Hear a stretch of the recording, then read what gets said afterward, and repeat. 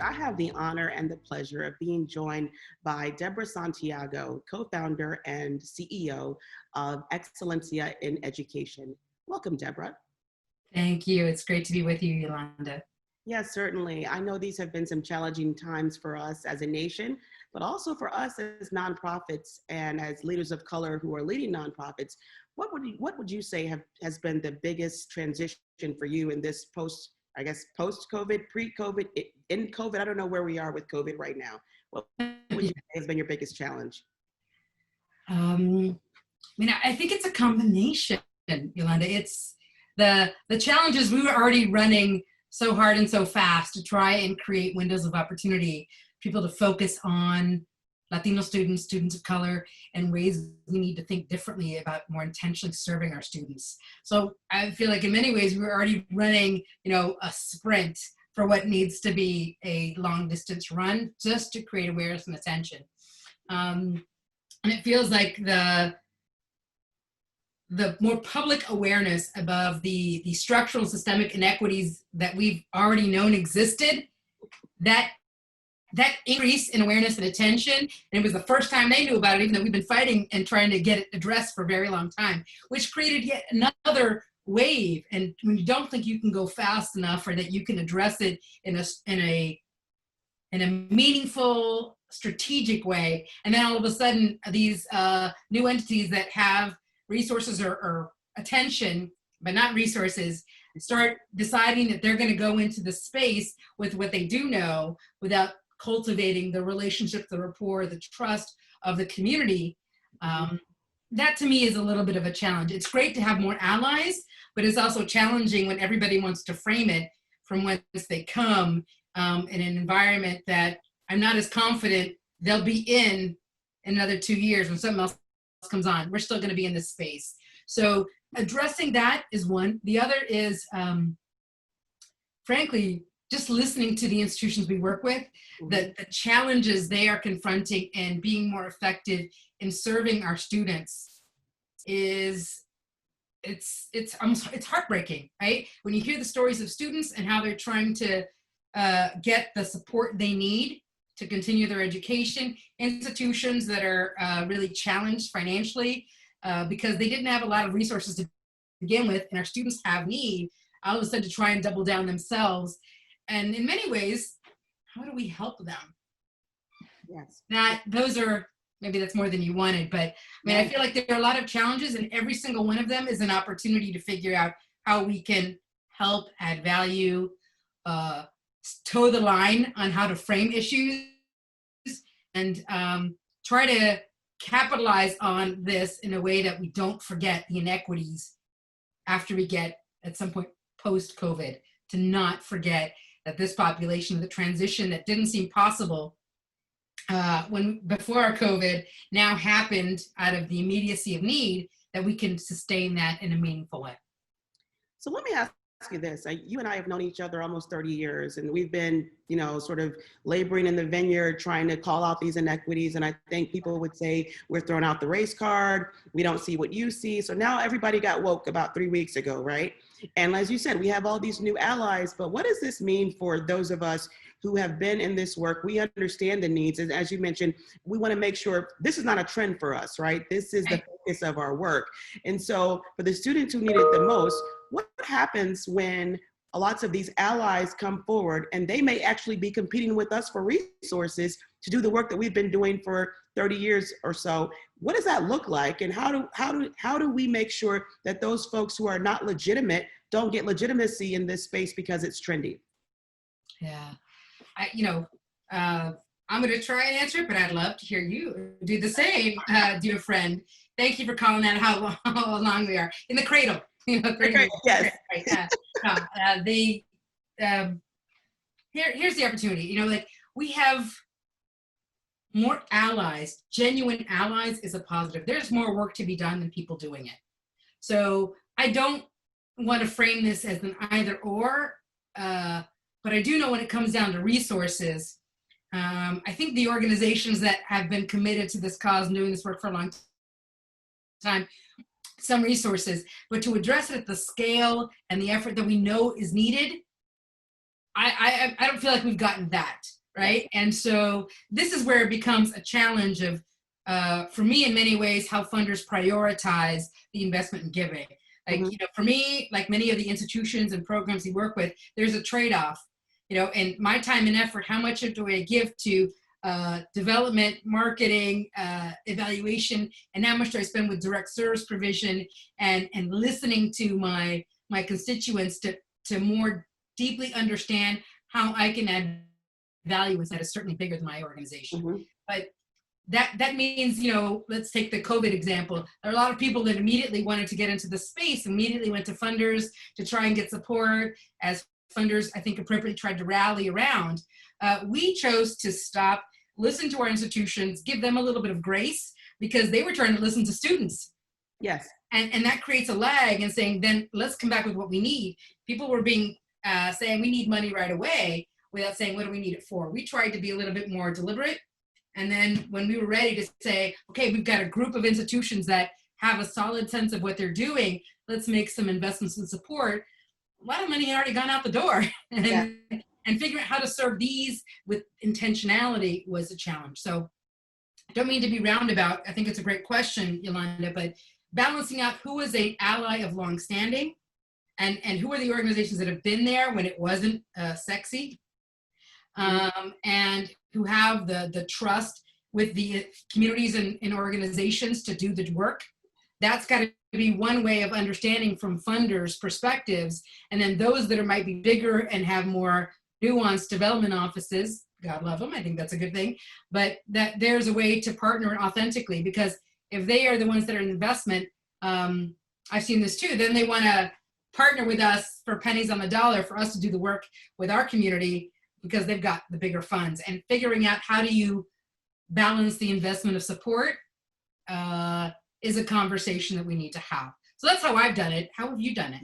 Yeah, I was going to say the same thing. So we did the exact same thing. We sat back and listened. We really talked to our 47 states and alliance members to figure out what was happening on the ground. We did not want to just make a stopgap decision around how we deploy our limited resources and how we ask for additional resources. And I agree with you. I think it kind of disadvantaged us because we weren't first to market to talk to funders. But at the end of the day, I think we were more favorable to our alliance members because we showed our value to them and we let them know that we were there, right? So at the end of the day, I think that's always our goal and our purpose is to make sure they understand whatever resources we do have, whether it's toolkits, information, knowledge, if it's access to technology, whatever that is, we want to make sure we can deploy it. And that's how we felt like we could serve our alliance best. I would also say we weren't one of those organizations that issued a statement. We kind of felt like, you know, we issued our statement based on, you know, the way that we show up and how we work. So there was no need to do that necessarily, but I think it was about, okay, what's next? And I would say to your point, you know, the emergency services and stopgaps are certainly important, but for us, it was about what's the long game. Again, this is all now sexy and nouveau and it's trending, right? You know, like a hashtag, but at the end of the day, this work is about the long game in terms of inequity. It's about the long game in terms of completion and what that looks like for the students that we focus on. So for us, it's really about now looking at what a post-COVID environment will look like. What resources will institutions need? How will students need to be accommodated? And CCA's work has always been at the institutional system and structural level. So, and less on the student side, but always on behalf of the students, right? So now thinking more intentionally about all the COVID did was exacerbate what we already knew were frailties that our students had, and basically now said we need more of whatever we didn't have before. So I think for us, it's about continuing to have the conversation. Stop putting our students' needs at the periphery through TRIO programs and centralize it to the work that you're doing, you know? So just having more conversations about what the policies, practices, and procedures are on campus that can be structural barriers to students completing. Yeah, no, I appreciate that. I think that's why, in many ways, you've continued to be allies 30 years in and through multiple tracks. I do think that it's one thing upon another, right? And so you made a comment about where we are with kind of statements and such, and you know, and addressing the awareness. You used the term wokeness, of the community about issues that are race-based. Yes. And how critical it is to not negate that lens while we must address issues of low-income first-generation students, of which many of our students of color are also that, but not negating the issue of race and ethnicity concurrently. I think it's not made, people are not comfortable with that kind of conversation because they're not sure what it means. I think well-intentioned people don't want to offend, and people who are not comfortable just don't think it's an issue. And I think we walk in the rain, between the raindrops, and sometimes in full deluge, because at least at Excelencia, we are unapologetically focused on Latino students. And for us, that's not to the exclusion of other students. It's saying that instead of being a footnote or a side, if we start with this population that's young and fast growing, can we look at issues that seem intractable in different ways? And that can hopefully address some of those structural inequities that transform institutions at their core, which is what we need, because these institutions were built on systemic and structural and racial inequities from the beginning. And that part, that's the harder, and I appreciate what you said too. For us, that's the long game on this. I would love to accelerate it and get it done faster and sooner and more meaningfully. I sometimes worry about the unintended consequences if we are not working with those that day in and day out have to support and sustain it beyond a quick moment, a quick fix. No, and Harvard University was founded in 1636. There is no way we're going to controvert what has taken almost 400 years to establish, and we're going to now mitigate that in a short period of time. So it's going to take a lot to dismantle these structures. But I would say the way I kind of align what's happened with the George Floyd murder and where we are around policing is that those same sort of structural upendings that are happening in policing are the same upendings that have to happen in higher education if we really want to be intentional, right? We're going to have to redo this whole thing because higher education was not meant for the students that you and I serve. That's right. That's right. And continuing to call that out and keeping the pressure consistently is going to be key to what we do, which is why it's a long game. I would love to change things around. I mean, don't get me wrong. I mean, I think you and I are still been at it over 30 years because in some ways we're ideologues. We're very idealistic, but we're also pragmatic. And that doesn't sit well in some settings, I think, frankly. But I think our commitment to cause and mission means that we have a responsibility as people of privilege to keep trying to make sure that we fulfill the American dream and everybody has that opportunity. And at my core, I believe that. And I know that our work is like a small, small sliver of sand of what it can be.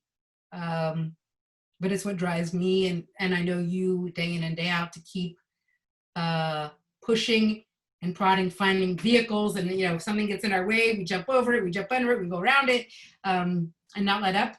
But it is also, it's also tiring. I mean, I think it's great to get the attention, but it has to be meaningful. And I appreciate the comments because it's a dance here. There aren't a lot of people of color who are leading organizations that are trying to do this. Yes. And I think for lots of people who are becoming aware of this, which is important, understanding our framework is a little bit different. It doesn't easily fit in a box. This is not kind of a, flipping it in. And there are cultural, relevant, and responsive elements to this. There is a historical awareness of grievances. There is a being present in the moment that builds, that is a different way of framing and talking about it than just give me 3 things, 3 solutions, I'll implement them, and I've checked the box, I'm done, I'm successful. And this is not a job for us, right? So at the end of the day, this is our life's calling, and it is hard work, H-E-A-R-T, not necessarily hard work in that regard. So because of the hard work, that's what makes it debilitating, because our goal is to work ourselves out of a job, as you said. Like, we don't want to have to do this. We want this for every problem to be eradicated, and we no longer have a job. Great. That's when mission is accomplished. Yeah. There are lots of other things I'd like to do as well. I've got my family genealogy that I'm working on. I think the stories must continue. I'm grateful for when people are paying attention to this, but I think how do we address the historic inequities in a more meaningful way, acknowledging that it's unfortunately, it's been more incremental than we would like, means that there's a lot harder conversations than we've had heretofore, that we have to find ways to confront. And that's where we've got to find that stamina to continue to do more of it, and keep presenting it to people who I think are of good intent. Not everyone is, but I think who are really genuine, our allies are of good intent, and allow them to know that we can lead. We are leading that. And sometimes we need them to be supportive of us and not just asking us to support them in their bigger agenda, but to find ways to support us as we try to lead, to add value and make a difference. No, absolutely. Speaking of which, in terms of the work that you do and the students you serve, I know you serve a diverse set of students. So even in the Latino or Latinx community, they're not a monolith or homogenous group. They are a diverse set of students.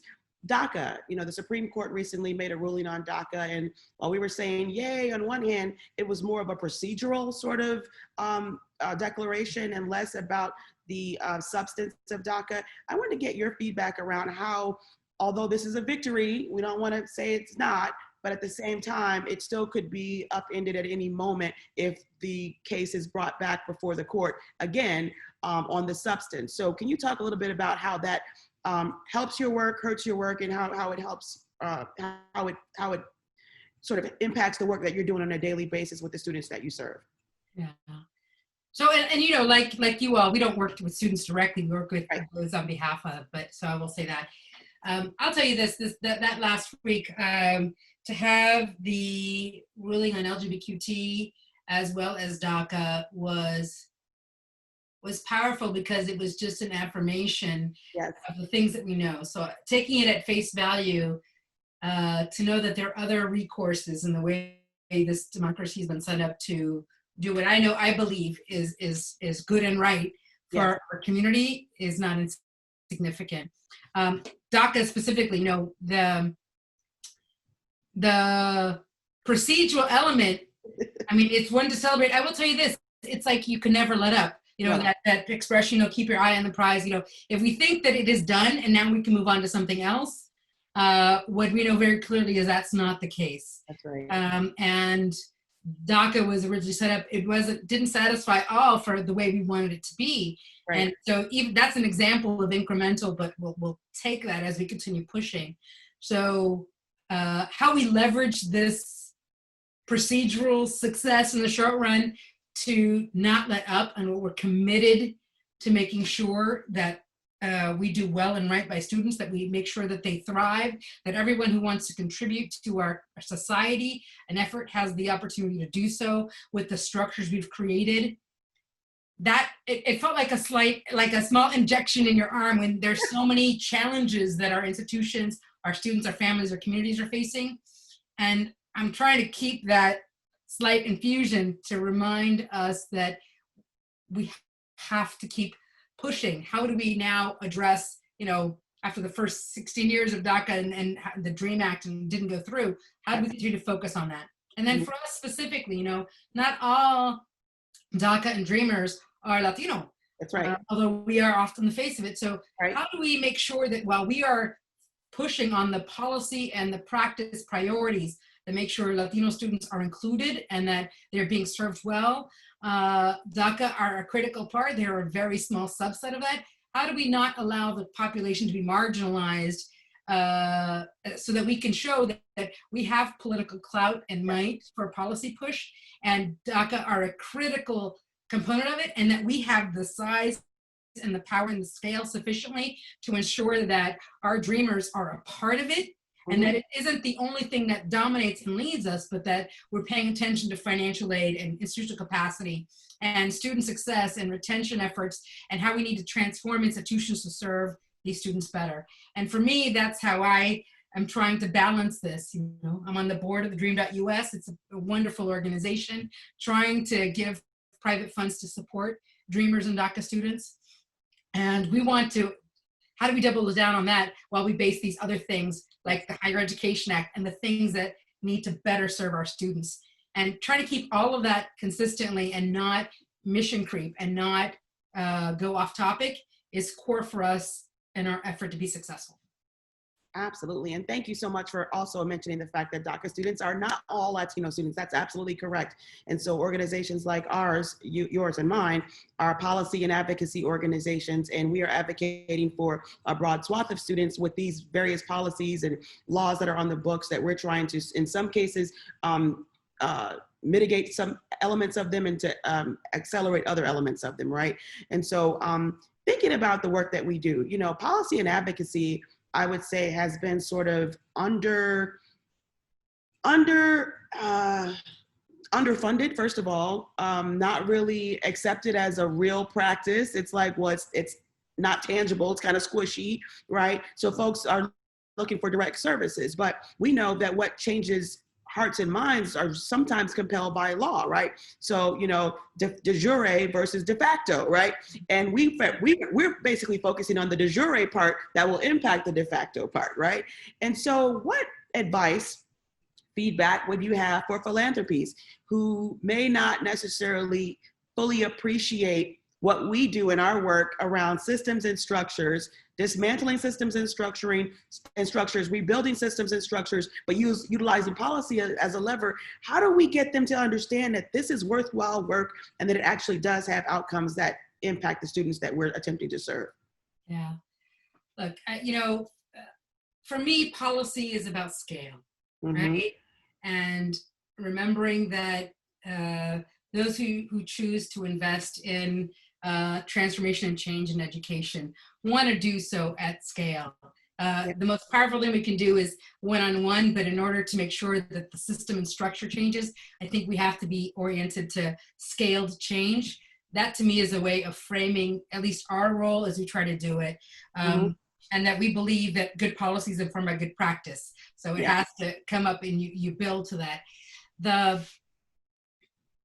I know I've been challenged in talking to some good partners who want to invest in some of this work, and that is with board members and others who might misconstrue policy and politics. Yes. And I can appreciate that many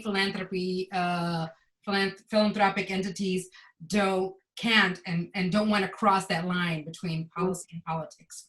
So I understand that part of it, and I do think that we, as an organization, we cannot lobby. We're a nonprofit, so we really focus on what does it mean to be an advocate for our efforts and not lobby. And so we try to educate and inform the difference between advocacy and lobbying and policy and politics, in hopes that it creates space for those that would like to invest in scaled change, scaled transformation. And I think just like focusing on communities of color, focusing on structural and systemic inequities, good, bad, and ugly, the onus is on us to frame it and to articulate it to those that would choose to invest. And I know to no longer assume that is where it is. I think often we don't often talk about equity, not because I don't passionately believe it, but I feel so many people talk about it and they're talking diversity or they're talking inclusion, both that are important, but it's not the same. And so we talk about intentionally serving, because if you meet students where they're at, you have to be very intentional. And I would say to those that are looking to invest, pay attention to policy is not just legislative. It can be scaled, but sometimes it necessitates legislative change. And the investment is in solid advocacy that is framed around students of color and structural inequities to make sure that we make the change that we want to see as philanthropists and that we want to see as advocates for our communities. Agreed 100%. And I can tell you, you know, as we work with states and systems, we've had some states that have had some of their policies on the books for 80 years, 80. So if you think about where our world was 80 years ago, right? And if you're now still operating based on those policies, you know, again, this doesn't require legislation to change them. It just requires right-headed, focused folks to sit down at the table and make the changes. And so those structural deficits can actually impede how students progress toward completion. And so we know that's the case. And that's what we're really talking about when we talk about what change looks like. I think that's true. And I think, you know, just to add to that, Yolanda, because I 100% agree, is that, you know, at Excelencia, we try to, we say, we look at policy with a Latino lens. Yep. right? So if those policies that have existed for 80 years, as you said, we just do this crosswalk and say, is it helping or hindering Latino students? Because those are the students of today and going forward, our post-traditional students. That's right. And if you do that stress test and it doesn't hold, that these students that are young, fast growing coming in, if it's not serving them well, are they not the bellwethers of our students going that are going forward, of all backgrounds and income levels and such? Can we not calibrate to that and use that as a way to transform rather than sticking to 80 because that's the way we've always done it? No more sacred cows as we think about that. The conventional is no longer the way we have to approach things, because that's not serving, and it perpetuates the inequities in the structure we always knew existed. At the very time that our students of color are the majority, and they already are in K-12, we're going to want to see them in higher ed. And then the last thing I'll say is that, I mentioned from students of color perspective, I do get concerned as people flash in the pan and now find this issue that there are perpetual attempts to cast Black versus brown. Right. And the reality is that how powerful it is when we work together as Black and brown, because that's when you see that majority, not just in K-12, but increasingly in higher ed, and as we look to the projections, so that we're not, slicing up in smaller pieces a limited pie, but that we're expanding it. That has to be a framing of our conversations that pushes that thinking. And Deborah, I know you and I are not having that at all. And if we educate people about where all people came from is Africa, so actually we're the same people. But this is why policy is so important too, Yolanda, in what we do, because we have to frame it in a way that allows people the opportunity to learn, but to act. Yes. And we spend a lot of time, back to your point about philanthropy, it takes a lot of time to frame it and get people to understand and uneducate or de-educate all the incorrect way, the traditional way to go forward. And that to me is a core commitment that we have. Doesn't always work, but as we say, always in la lucha, always in the fight to make sure that we frame this and don't apologize for making sure we are including and looking first at our students of color, and then making sure that everybody goes. I want everybody to improve their degree attainment to benefit this country. I just know in order to close equity gaps in attainment, we're gonna have to accelerate for our Black and brown populations if we're gonna close that gap. Otherwise, everybody's just gonna be increasing, we don't close the gaps. So. That's right. And that's a wonderful note to end on. I want to acknowledge that I am speaking with the inimitable Deborah Santiago, co-founder and CEO of Excelencia in Education. She has been a forerunner in this work in terms of all students, but especially on behalf of Latino students, and making sure that they are successful, making sure that Latino institutions, Hispanic serving institutions are doing well and thriving on behalf of the students that they serve. Thank you so much for this conversation. You and I talk often, but don't get enough time to talk about all of the issues that are before us. I am Yolanda Watson Spiva, president of Complete College America. And thank you, Deborah, for being our inaugural guest. Thank you for having me. Thank you for the partnership, and as we continue to move forward for our common cause. Absolutely.